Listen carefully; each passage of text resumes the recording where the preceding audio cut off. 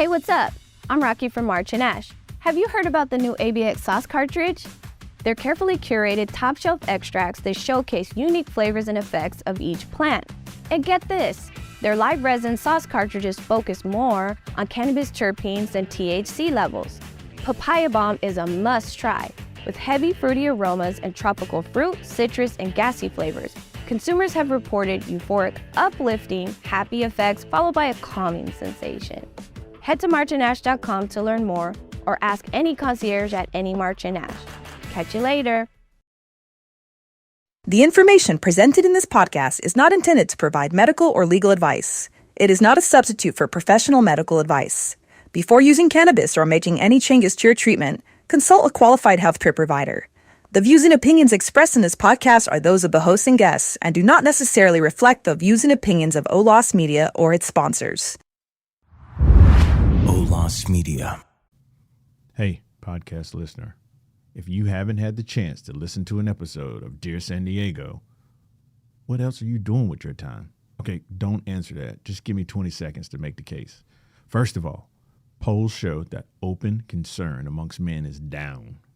Screen time amongst millennials is at an all-time high.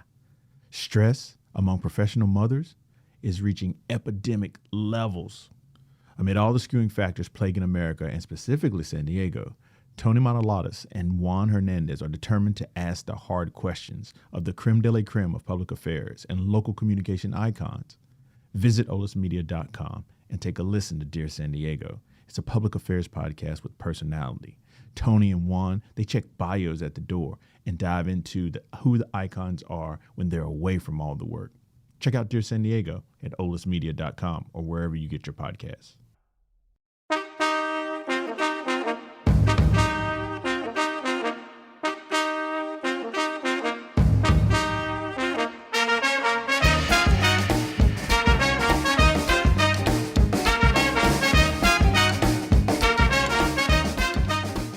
Hello, everybody, and welcome to Cannabis Enlightened, brought to you by March and Ash. I am your host, Dr. Leroy. Today, I am delighted to spend some time with a man who wears several hats: business professional, cannabis educator, cannabis cultivator, are just a few of the many positions he's held and continues to perform, I think, at Ember Valley. Chris Morsette, President, Head of Cultivation of Ember Valley. Chris, welcome to Cannabis Enlightened. Thank you for having me. It's a pleasure. It's an honor to be on the show today with you. Well, thank you very much. Can you tell us a little bit about who and what Chris Morsette is all about and Ember Valley? Yeah, absolutely. My name's Chris Morsette, President and Head of Cultivation at Ember Valley. I've been with the company for 6 years now, since the inception of the company. Helped start the group. I started off there as a labor worker, essentially, and continue to learn every position. Wait a minute. You started as a laborer, and today, as you sit across from me, you're the president of the company? Yep. I think that's remarkable. You're going to have to explain that trip that you took to get there. It was a long journey, man. Very interesting journey. I started with the company. I was making my way through school for my business degree. And I'd always known Ryan, the owner of the company. He was getting this thing started. And I kept bugging him for a job. At the time, small organization, obviously. He brought me on for labor work, started with him. And from day one, I was in his ear bugging him. I could help you here. I could do this for you. We should be doing things this way. And you were that guy. I was that guy. Okay. I was that guy. He told me, pretty much to kick rocks, and just do what you're doing, do your job. But he always kind of knew there was going to be something down the line for me. He always told me, something's going to be there for you. I just don't know what. And until then, shut up and, do your job. And apparently you did it. Yeah. It took some time. Was paying my way through school. About a year in, started, moving around different departments. and then got promoted up into operations, more on the business side of things, not necessarily the cultivation side, but more business operations. Okay. Worked through compliance. Then I started getting into overall operations management, and a couple of years there, and then got involved more in the executive team, and then essentially worked my way up to where I am now. So run the whole company with obviously a couple. A couple coworkers. But, I was going to say you don't do everything, right? I can't do it all on my own. You've done everything. Yeah, I can't do it all on my own. You have people. Absolutely. Okay. So how many employees are there in Ember Valley? We have about 120 employees. Okay. 20 of them are remote employees on our sales team, finance and operations spread throughout the state.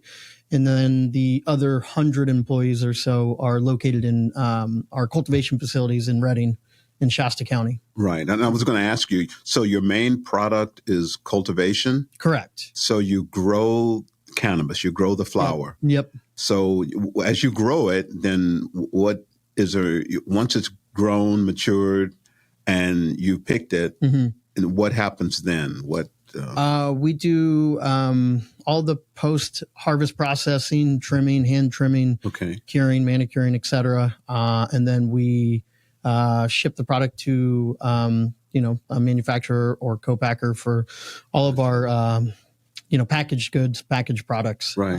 And we range anywhere from prepackaged flour to pre-rolls to concentrates to other different various SKUs. Right. I think we're involved in everything except for edibles at this point. Okay. So now, I've taught the business of cannabis for about 4 or 5 years as I was in education. And I would always get asked about growing, and I would say to them, I don't know a lot about growing, but I know people that know about growing. So across from me, I have one of those individuals who has been a grower, or maybe still is a grower. Yes. You're still involved in that growing. Absolutely. Even though you're president. Yep. Okay. Yep. So for our listening audience, can you give us some tips on how to grow really good cannabis? I'm a big believer that there is a million ways to grow weed. There's probably 5 to 8 ways that are exceptional ways and a million others. I come from a background of, I guess, second generation farming where, my family grew pot when I was growing up. I started doing small scale kind of outdoor into, more commercial outdoor size to indoor. And a lot of the techniques, they translate over to both types of growing. Right. But it's interesting now. There's such a plethora of information out there. Information is everywhere. People are sharing their knowledge and their information kind of like, today. Right. And so there's so much stuff out there that's available for people to learn from. It's interesting. People like myself and other growers, they used to try to hold on to their, grow tech. So to say. Secrets, right? Their secrets. Okay. And they used to try to hold on to it because it was, more, it was a different kind of culture. It was more sacred to their, their upbringing or what they learned or the hard work they put in. Obviously, as you commercialize cannabis and stuff, the more information gets involved, the more stuff. Technology has started to evolve that has also disproven different techniques and also proven some of the techniques that people have grown up growing with, right. My advice would be, to anybody, would be find a methodology of growing that suits your capacity, your operations, right? What you kind of got to start there. What's your goal? What are you trying to achieve? Sure. Are you trying to grow the absolute best weed in the world on a small scale where, your every moment is put into that little small area of plants? Or are you trying to grow on a commercial scale? Are you trying to combine the two, et cetera? Whatever it may be, find that methodology and go engulf yourself in it. Learn everything you can about it. Whether, you're doing, traditional growing styles or you're doing, crop steering methods or things like that. If you're growing in living soil, if you're growing in rock wool, if you're growing in, different mediums, anything like that, figure out what you want to do. What's a small scale according to Ember Valley? We have currently 1,900 flowering lights. I would say we're one of the larger producers in the state. Flowering lights. So are you talking indoor? Indoor flowering lights. Okay, so Ember Valley is indoor? All indoor cultivation. Okay. Yeah. All right. So it depends. Again, if you're doing outdoor, greenhouse, indoor, whatever you're doing, find what you're doing and go engulf yourself in the information out there, and stick with it. Stick with that kind of methodology. There's instruments or scientific stuff out there that's going to tell you if you're doing something correct or incorrect or something like that.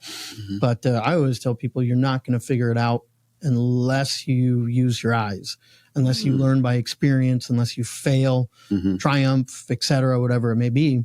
And then, how's your end product? Right. How's the end product? How is the end product for consumers, yourself? That may just be yourself, or that might be, the state of California. Who knows? So I'm going to ask you this key question that there's a controversy between indoor, outdoor, and you're indoor. Ember Valley is indoor. Correct. So what's your take on indoor, outdoor? Which is the best, or is there best, or is it just different? It's just different. At any level of growing, there is connoisseur grade product. There's mid-level product. There's, just not good product.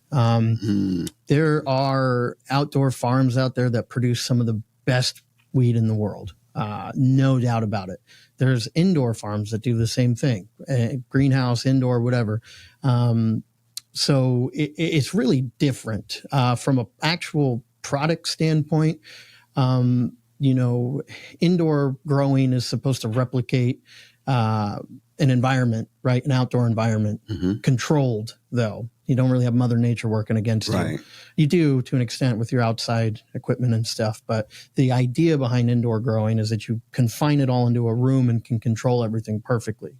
So in theory, that should be a better product, but it's not always the case. So you said in a room. How large are the rooms that you have your indoor grow? Just depends. The ones that we do are about 2,000 square feet apiece. Wow. We have 25 flowering rooms between our two facilities. Some people like smaller rooms for different reasons. Some people do much larger rooms. It really just depends on your style and what you're comfortable with in your operations. Are the lights really important? Are they supposed to simulate the sunlight, or do you just change it based upon the kind of flower you want? They are supposed to replicate that. I think that the end output is always more important about the genetics that you're growing. Some genetics do well outdoors, some do well indoors, some do well with environmental swings, some do terrible with environmental swings. It all just depends on the genetics. It's really kind of the base for the growing, in my opinion, is the genetics you're working with.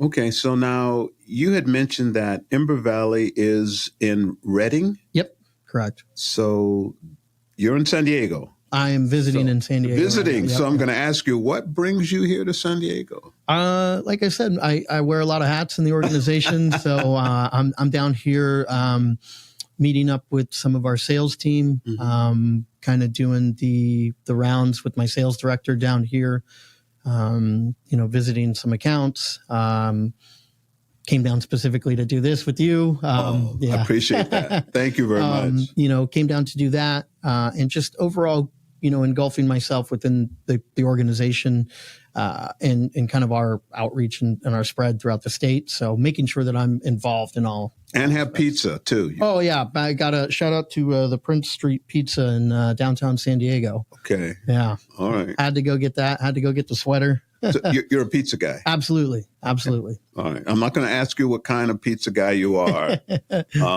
Just leave it at that. You're a pizza guy. Yeah. Okay. Yeah. So, you've been it's interesting that you started, I think, in business. I think you talked about your education is business. Correct. Funny story. Pizza and cannabis are the only two things I've ever worked in my life. Pizza and cannabis. Yeah, my first job, Chuck E. Cheese, man. Oh my God. Yeah, I started. Chuck E. Cheese. I started going to business school, but I was involved in cannabis before that. Mhm. Like I said, my family grew Right. while I was growing up, and I grew up in an area in Shasta County that cannabis cultivation was really prevalent in kind of more of the rural areas of Shasta County. Right. And I was just intrigued from a young age. Well, one, I was always intrigued with smoking pot. Oh, okay. So now the real Yeah, I was always- Chris is coming out. Yeah. Okay. I was always intrigued with smoking pot. And I, at a young age found a means for kind of economic movement with it, so to say. Okay. So This is before or Pre-legalization. pre-legalization. Yes, Okay. We yeah. want to get that out. Okay. yeah, pre-legalization.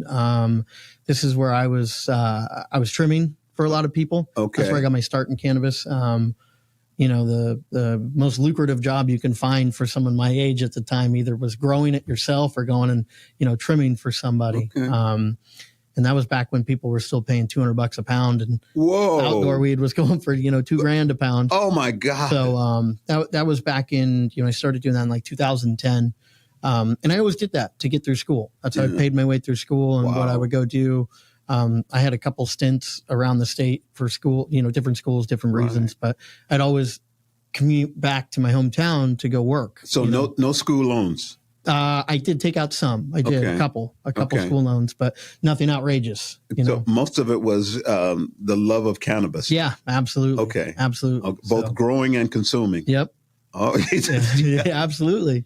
So went and finished my business degree and utilized some of the stuff I learned there and translate it to my current job and career. What's interesting about that, Chris, is that in addition to people asking me about different growing techniques, which as I said, I couldn't give them that. The other question is they wanted to get into cannabis, but they didn't. They felt like they had to have some expertise in the cannabis industry. And you did some work prior to Ember Valley with your family, because it sounds like you're a legacy of growers. But do you think it's necessary to have a background in cannabis to start working in the field? That's a tough question. No, I don't think that necessarily, right? If that was the case, it'd be difficult for, new generations of people to come in and learn. I will say, first and foremost, if you're going to get into the industry, do some background knowledge, and figure out about the product, figure out about cannabis and weed itself, and kind of engulf yourself in, maybe consumption and stuff like that, and see what you like about it, see what you don't. I would say that would be my biggest advice to people trying to get in with no prior experience.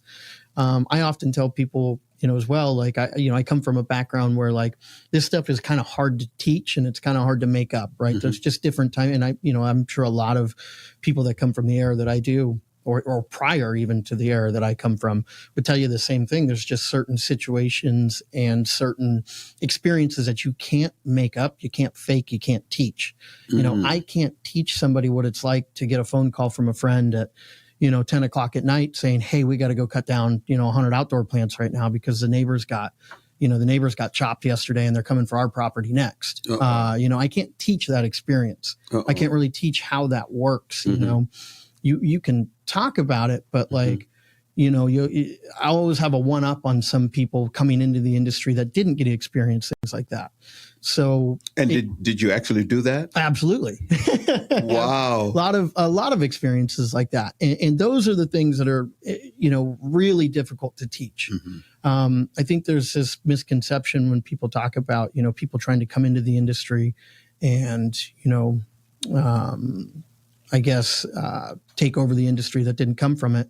And it's because a lot of people went through stuff like that. They went through different, financial issues and legal issues and things like that really kind of built the basis and the building blocks of the industry. And it seems like that's one of those things where it's like, oh, you had to pay your dues in that, and that's where I think people get kind of defensive or in arms about that stuff. But I think there's plenty of room for, new people to come in. It's just understanding and respecting what that was like and learning from that, if that makes sense. Well, it makes sense. So you don't really need an expertise in it. You did mention, do some research into cannabis and what it's all about. But if a person wants to involve themselves in it, they don't need, like in traditional education, you don't need to take a particular class. Yeah, I wouldn't say you need to do that. It's not that I disagree with those, or I don't think that you should. Sure. I don't think it's a requirement, so to say. Right. What do you look for in an employee? Hard work ethic, over anything. I can teach people skills. I can teach people how to do things. I can teach them how to grow. I cannot teach somebody how to work hard. You can't teach them how to come to work on time. Exactly. Okay. You got to want to do that yourself. Okay. And that a 30-minute or 45-minute lunch means just that. Yeah. There's certain things we look for, or, myself personally, but it starts with work ethic, motivation, just overall passion and kind of spark, so to say. And then consistency, because that's like the number one driving factor for quality, in my opinion, is consistency and, kind of hard work. Is there any one particular type of strain of cannabis that you grow that is more popular than another? Oh man, we have a ton of different strains on our menu at any given moment. We constantly are pheno hunting for new strains, new products, new genetics that are going to do well for us. How do you find that? I mean, is that something? Do people bring that to you, or do you have scientists / people, cultivators that? Myself. You're okay. You're the guy. I do that with a couple other people on my team. Okay. I have a team of about 4 or 5 people that are really, really heavily involved in the, R&D phase and projects that we do. So we dedicate probably about 100 lights or so at any given moment for R&D, or the equivalent of about 2,500 square feet or so. Yeah, I was going to say, you talk in terms of lights rather than square footage, or is that the same thing? Yeah, it depends on who you're talking to. Okay. Honestly, they both translate to the same thing, but that depends. Some people are going to go by square footage. I always go by lights. Okay. Just when I talk is just kind of the style that I've grown up with. Okay. So, but yeah, we have a whole team dedicated to that. And we've got an extensive process that new strains have to check all boxes for certain things. It's kind of like, taste making or what we think people are going to consume and enjoy out there. So, that's a big part of what we do. Huge part of what Ember Valley does. Tasting? No, taste making and curating a menu for the consumers, and things that we personally enjoy as well. We have a couple strains out there that have kind of stood the test of time, that have been around forever. So are you telling me that if you work for Ember Valley, you have to consume some of the product? No, not necessarily. Well, that knocks out a lot of people wanting to work for you. Not necessarily, right? There's different things, again, there's kind of different levels of it, right? Some people, it's just a job. It's a 9 to 5. Right. It's something, that pays the bills for them, and there's nothing wrong with that. For some people, it's their life, it's their passion, and it's something that they want to be all consuming in. And, that's awesome. It just depends on the person. So, I'm really curious about the fact that you started curious and intrigued with the fact that you started and you were in various positions for not like years. In traditional, I guess, industry, a person will say, well, I worked 5 years here, I worked 10 years there. You came up the ranks pretty quickly. Yeah. Fast growing company. Like I said, I was always telling the boss, man, hey, I'm that guy, man. I'm that guy. Let me be that guy for you. It was a funny story. We always joke about it today. He at one point he had an office in the building, and he ended up giving it to me. And prior to that, the agreement was, when I first got a promotion, he said, Sure. like, am I allowed to curse on this show? Yeah, you say whatever you want. He would tell me, he would say, fuck you, guy. If you don't come tell me what to do in 2 months, if you're not the one telling me what to do in 2 months, you're not doing your fucking job and you're the wrong guy for this. Chris, you can't say the F word. I'm just kidding you, man. So, we joke about that all the time. He laughs. He said, I gave you 2 months. You came and did it in 10 days. And I'll never forget that moment when I had to sit and tell him, hey, this is wrong. We're doing this wrong. Wow. And they're like, no. And I had to put my foot down, and that was my big moment where I did that. And I was like, okay, here's your office. All right. So I didn't stick in a particular position for too long. I would just go really jump into it and do as good as I possibly could. I gave everything I had to offer. And ended up translating, So was there a time that you moved from maybe a cannabis learner to a cannabis educator to a cannabis professional? I would say over the last couple of years, the last 2 years or so, kind of gaining more confidence in what I was doing and being able to put information out there and like talk to people and feel comfortable with it. Because I was just more kind of in my lane, and like I would just go try to do my job really well. But I feel like in my current position, I have an obligation to bring in the next generation of people that are going to evolve into this industry. And I feel like I have an obligation to do that. We always talk about coming, at least in my organization, we talk about coming from a group of legacy cultivators, so to say, people that have been doing it forever, that have, immersed themselves in this industry from, prior pre-64 days. Right. And, but I think it's important, and it's an obligation for people like myself to usher in the next group of people that are going to come replace someone like me. Right. And, I'd rather teach someone the right way, in my opinion, the right way to do things, rather than, an entire generation or group of people come in and do things wrong. Right. And, that's my best way to hopefully keep alive, everything that I've learned and people before me and the future groups that are going to come in and do it. Right. So along the way, sounds like you're very active, very upward, mobility. Yeah, absolutely. Bound, if you will. Did you take any time for family? Absolutely. Over the last 2 or 3 years, I've really, really mastered that work-life balance. You could pull any random employee that's either worked for me or has ever worked at Ember Valley, and they can tell you I'm huge on family. I'm huge on real life. Outside of your job, you have a real life that matters more than anything. Good. And I always tell people this too. They'll get a kick if anyone hears this. They'll get a kick out of this fucking. I talk about baseline, right? There's a couple things I preach, and baseline is one of them. Okay. The baseline is really like what allows you to go and do anything outside of your job, or not outside of your job. Sorry, to really like maintain what you're doing. And so if you don't take care of that baseline, you're not going to perform well at work. You're not going to perform well outside of work, et cetera. And your baseline typically is your home life, your family life, all that kind of stuff. So if you go mess with that, you're never going to perform well. So I'm a big proponent of with people, employees, take time for yourself, take time for your mental health, take time for your baseline. Otherwise, I'm not going to get the best version of you, you know?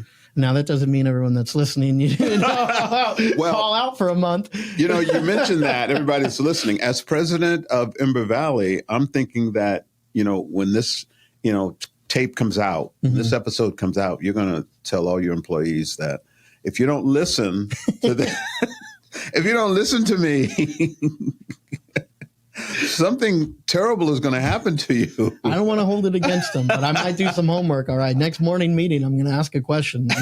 What happened at minute, 37, and we'll see what they say. Oh my gosh. Okay.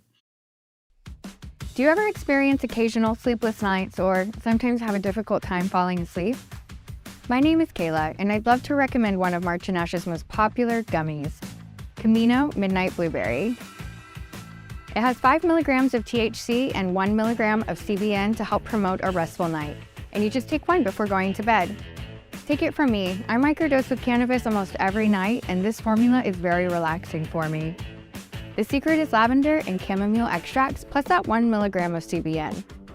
Even though it is a small amount of CBN, that's all it takes to experience the potential therapeutic benefits of this edible. To learn more about Camino Midnight Blueberry, speak with one of your March and Ash concierges or visit us online at marchandash.com. Until then, sweet dreams.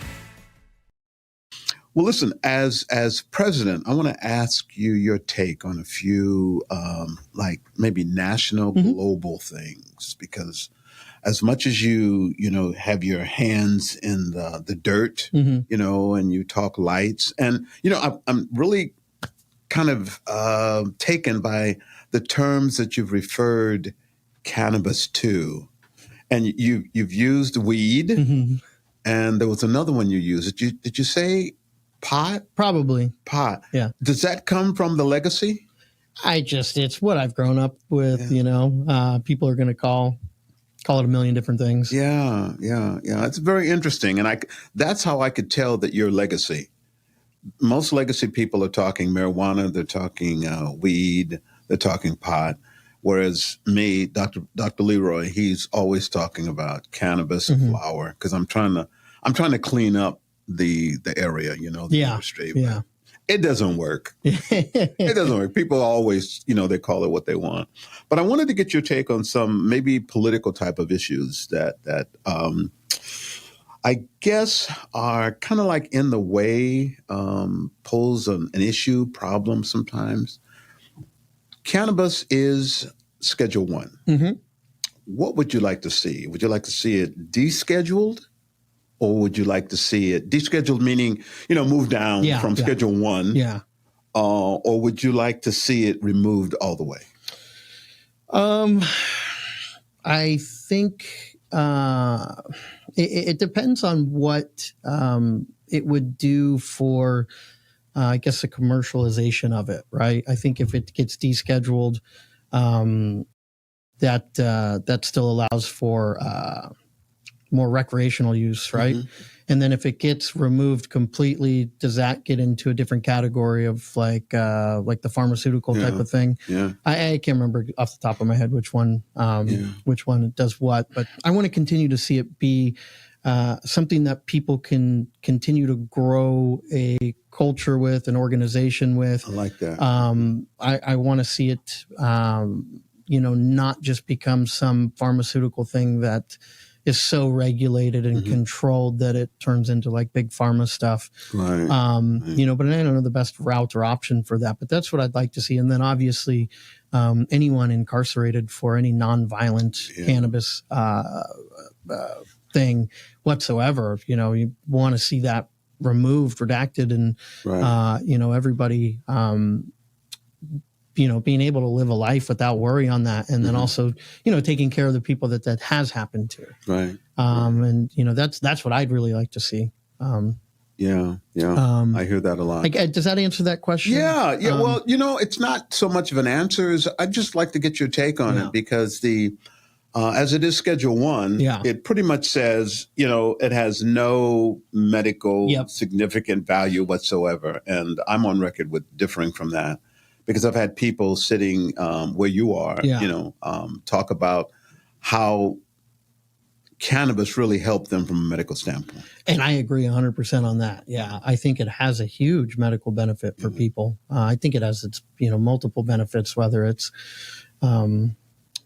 medical or overall just, consumption and mental health and happiness. Right? Exactly. So I would like to see where people are able to utilize it at their own will for what they want to use it for, if that makes sense. Yeah, it does. I mean, recreational is okay with me.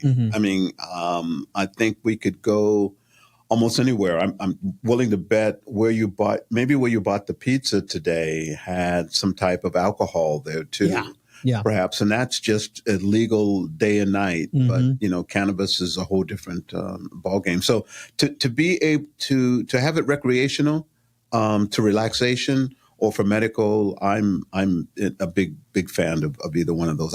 But I think it is, for good or for bad, people don't like this sometimes. I think it is medicine. Yeah, absolutely agree. It is medicine. Now, something that we battle here, the people that sponsor my program, March and Ash, we battle the tax issue. Yep. 280E. Oh, Oh boy, did I hit a nerve there? hell yeah. Anyone that's ever ran a cannabis business understands 280E. 280E, the level of tax that's placed on cannabis doesn't leave you a large margin of profit. So how do you deal with that at Ember Valley? I mean, it's difficult, right? You're almost in a rat race to figure out the cheapest way to produce something without affecting quality.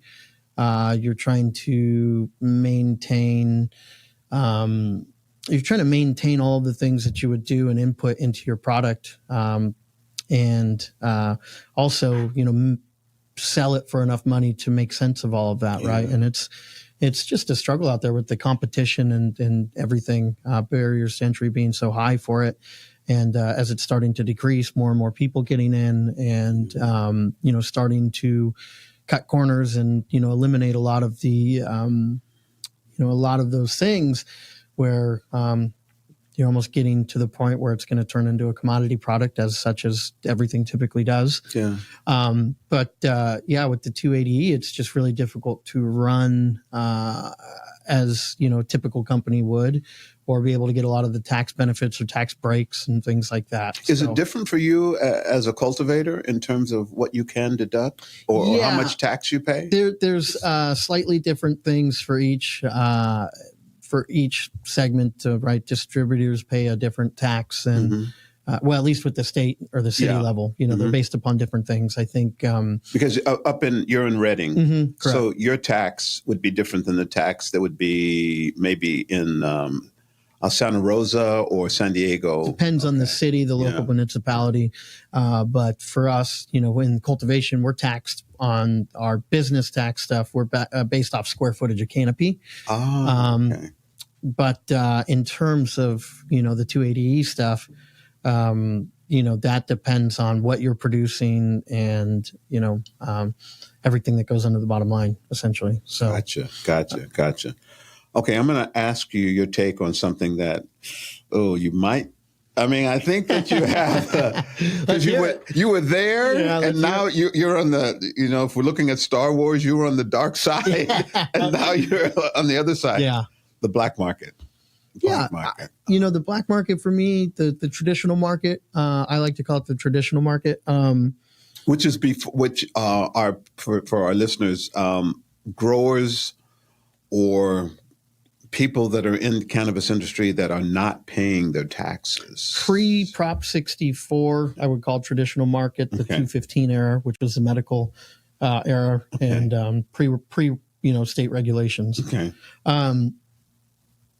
That's a tough one, as a business operator and, someone that understands the effects of, the black market being prevalent in, people's consumption, essentially could take away from, consumers that you were trying to target or that you could get. But, there's one side of me that says, the traditional market, everybody, have their rights, do their thing, and it's hard for me because it's an era that I grew up in. I got it. So for me, it's like I want to see people still be able to do their thing. It's hard for me to argue against it. But there's also benefits on the other side with the regulated market, with access to products that are, tested and, all those different things, more of what you're getting, or so you think, depends on the product, depends on the group. There's shadiness in every, aspect of business. True. And the black market, any of it, you'll find some of that, so really depends. But I don't have a negative or positive take on it, so to say. It's one of those things where I kind of take the backseat approach of just letting it unfold itself as it does, so to say. You think that the fact that the black market not being taxed kind of, steps on the heel or the foot or the neck of the legal market? I mean, It can, I guess, to an extent. But I mean, when you start getting involved with taxes and things like that, I mean, I'd say 90% of people don't know where their tax dollars are fucking going anyway. You know what I mean? So it's one of those things where it's like, I see the struggles that we have to deal with and the headaches that we have to deal with. And I can see why people still go that route. It's one of those things that you hope that regulators figure out. It's one of those things that you hope that the state and everyone else involved gets their shit together and comes up with something, that makes sense for all parties, so to say. And I think a big part of it is really offering a legitimate path to success. And, like for other people, what's motivating people in the black market to get out of the black market when they're going to walk into a nightmare of regulation in the current market, right? True. What's going to motivate people to get out of the black market when, again, there's so many things that aren't resolved within the cannabis industry on a state and federal level, right? So that's a big one for me is like, what is the motivation to get out of there? Yeah. I got you. For me, I see the benefits. We have a different operation. We have a different lane that we're going in. For other people, it might not be the same story. Yeah. So with that in mind, what do you think the market looks like today and in the foreseeable future? Because I mean, as where you sit at your level, you've got to be looking at, okay, today this is happening, but I also have to look down the road. What does that look like in the cannabis industry for you? I'll tell you, it's a lot different than it used to be. Even a year ago, 2 years ago, prices were double, triple what you're getting today. So again, you're seeing an influx of lower quality product, really determining a lot of the pricing, mass produced product determining the pricing for the rest of the market, things like that. I think that the ability to produce and eventually distribute across state lines is going to change all of that. Once it's federally, and I think that'll change, some of the things eventually. I think it's still going to stay kind of specific regions in the country are going to be better to produce cannabis than others. Regions will still be known for what they're doing. Sure. And I think it'll change kind of the pricing structure and the whole model of it, essentially. Right. So do you see Ember Valley growing? Yeah, absolutely. Okay. We're focused right now on California. We're focused on, kind of mastering our craft here and mastering, production, distribution, sales here. Sure. Especially in this tight industry right now, making sure that we built the foundation for ourselves, and it's not going to crumble when we go try to put up the frame, so to say. Exactly. Not anything in the immediate future, but always exploring opportunities out there. Okay. To go into other areas of the state and other states. Other areas of the state and other states. Yeah. Okay. So you've got your antennas up. You're always looking to see. Got to look ahead for sure. But also focusing on protecting our baseline. Our baseline. Our baseline. Your employees that hear this, they're going to say, okay, he's really focused on the baseline. Yeah, they'll know about the baseline. Okay. So any additional words, bits of wisdom, words of wisdom that the president of Ember Valley has for cannabis, prospective cannabis professionals, cannabis cultivators? Cannabis cultivators, professionals, like I said, master your craft. Really engulf yourself in what you're doing and find something that, works and kind of stick to it and make sure that you just master what you're doing, like I said, especially with the information wealth out there and the infinite amount of information, it's so easy to grab this bit and this bit and this bit and go, oh, well, I could do all of these things. Find something you can go consistently land on and do and engulf yourself in it. And learn from the people, man. Learn from the people that have done it before you. Learn from the people doing it right now. enjoy what you do. And don't let it mess with your baseline. Have fun with it. Yeah. I can see, as I've been talking to you, you've had a smile on your face the whole time. I can tell you have fun. Yeah. At Ember Valley, people probably, really like working with you. Yeah, who knows? We'll see. We'll see what people say on that one. I'm kind of a stickler too. Okay, so are you telling me you're a different guy? No. I run a tight ship. I try to run a tight ship. Okay, you have to. Yeah. Right, because people pay their bills based upon what happens at Ember Valley and the decisions that you make. Yeah, but hopefully people have fun while they're doing it. Absolutely. So, is there a way for people to get in touch with you if they, after they hear this, if they'd like to? Yeah. I have my email, social media. Okay. I don't know if I'm gonna throw my personal number out there or not. I'm bad at phone calls. I struggle picking it up sometimes, but yeah. But that's where you have people. You have people to do that, right? Yeah. Okay. Our main Instagram page, you can always find me there. I run our main Instagram page. I have my personal page that I interact with people all the time. If anyone ever has questions about growing or strains or anything that we're doing, open book for all of that. Mm-hmm. Mm-hmm. So they would look for Ember Valley or look for your name? Both. You can look for both. Okay. Ember _Valley is our official Instagram tag. I don't remember what the hell mine is, to be honest with you. It's somewhere on there. I'd have to go look. Well, I think what we'll do is we will attach it onto this episode so that people will be able to, get in touch with you. And I know that we've said Ember Valley enough times that they can look that up. And, we've said your name, and they'll be able to. Please reach out. Anybody that wants to talk or. Any information at all, I'm an open book. That'd be great. All right, Chris, I asked you about if you knew anything about, March and Ash and Cannabis was part of that. They're all together, Cannabis and March and Ash. And you said, yes, I know both the March and Ash dispensaries, and you know of Cannabis. Yep. And you immediately went to the products, right?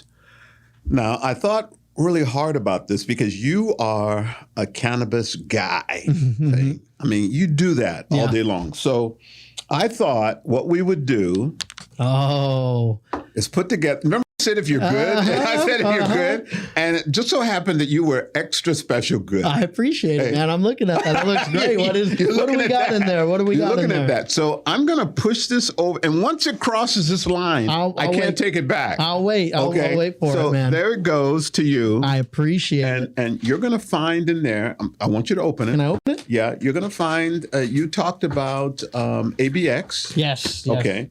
You're going to find in there some ABX. Boy, you're really getting into it. Amazing. Okay. You're going to find some ABX. I believe you're going to, there you go. Here we go. I believe you're going to find some, there may be some Care by Design in there. Love these. Yeah. ABX is fantastic. Yeah. What else have we got in here? I think you're going to find maybe some Farmer and the Felon. Care by Design has been around for a long time. Yeah. These guys, I love this group. And we've reworked it, Yeah, love this group. They put out a lot of great products for a long time. Yeah. More ABX and then Farmer and the Felon. This is amazing. I love the. There's some Farmer and the Felon. I love the product here. I love what these guys do. I think this is one of the more fantastic products. Do you know Dennis Hunter? I don't personally know Dennis. Okay, Hunter. Dennis has sat in that same seat that you're sitting in. He's a legacy grower. Love it. There you go. See? Now you're going to have fun. So who Dennis is? Dennis Hunter. He's he and Ned Fussell, Edward Fussell, are the founders of Cannabis up in Santa Rosa. So Dennis has one of his claim to fame is he's a great cultivator. Both of them are, but. Back in the day, okay, he was running from the feds, and did some time in prison. So I mean, that's where we get the Farmer and the Felon. Yeah, the whole brand, the project, everything that they do, I think that's one of the cooler things that I've seen in the entire industry. It's fantastic. Yeah, fantastic. They're stuff. good guys. They're good guys. So I Thank you appreciate so you much being for all of here, this. and I wanted to make sure that you got some treats. man. Love it. I got to wait to consume? Do I got to get out of here first? Well, we don't have a lounge in here, but whatever you do when you get in your car Yeah. is whatever you do, We'll man. see how fast we can go through this. Okay. Well, thanks again for being Thank here. you. I appreciate you. Yeah, Thank you you as very well. much. Thanks, everyone, for listening. You can enjoy this episode and all season 1 and 2 on olismedia.com. Feel free to reach out to me with your questions, comments, recommendations, and just to say hi at dr.leroy@cannabisenlightened.com. And above all, remember, knowledge is definitely power. Thanks for listening to Cannabis Enlightened. Be sure to follow and subscribe whenever you listen to your podcasts. To read the blog associated with this episode, visit olasmedia.com. This episode was produced in studios located in San Diego, California and Tijuana, Baja California. Creative Director Ulises Breton. Sound Engineer Alan Glespar. Producer Lena Alvarez. Serving as Executive Producer and Co-Founder is JC Polk, and Chad Peace is President and Co-Founder. Olas Media is an IVC media company. Olas Media. Hi there, I'm Skylar from March and Dash. I'm excited to introduce one of our cultivators, CAM, California Artisanal Medicine. It's a woman-owned cannabis business based in Sacramento, and they're strong believers in the healing power of cannabis. Their Formula 41 strain is one of my personal favorites. With their dominant terpenes being limonene, pinene, and carophyllene, users have reported experiencing a nice balance between euphoric, uplifting, and relaxing effects.